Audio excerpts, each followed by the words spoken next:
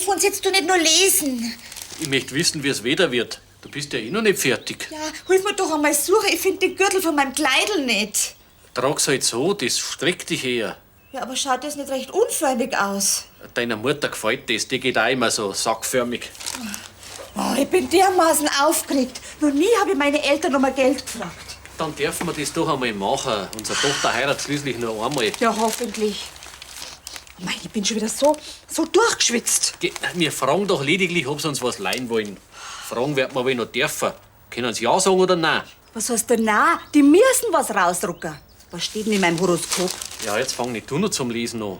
Größere Unternehmungen münden heute unweigerlich in Streit. Alfons, größere Unternehmungen münden heute in Streit, wenn das keine Warnung ist. Ah, mei.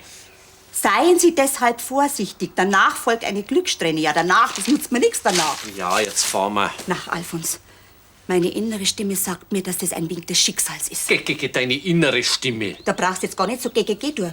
Warum schaue ich denn gerade jetzt in die Zeitung? Ja, das frage ich mich auch. Und warum liegt die Seite mit dem Horoskop oben auf? Weil ich gerade das Wetter gelesen hab. Und warum musst du in der Zeitung lesen, wie es Wetter wird, wenn du bloß deinen Kopf zum Fenster ausstrecken brauchst? Weil ich wissen wollte, ob's auch herhält, weil wir heute eine Reise machen. Deswegen sagen jetzt fahren wir. Na, Alfons, meine innere Stimme sagt mir laut und deutlich, dass wir auf keinen Fall fahren dürfen. Und meine Uhr sagt mir überdeutlich, dass wir jetzt los müssen. Alfons, wenn es heute einen Streit gibt, dann können wir uns die 7.000 Mark in den Wind schreiben. Fahren wir bitte lieber nächste Woche.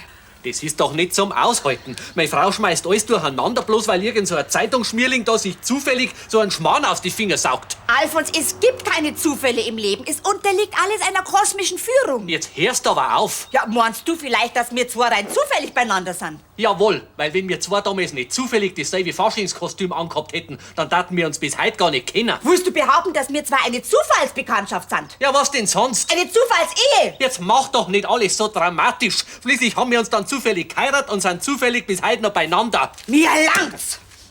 Ich will nicht mit einer Zufallsbekanntschaft verheiratet sein! Jetzt hör doch einmal mit dem Krampf auf. Blutstreiterei! Siehst, dass du wolltest es ja nicht glauben. Was wollt ihr nicht glauben? Münden heute unweigerlich in Streit. Geh!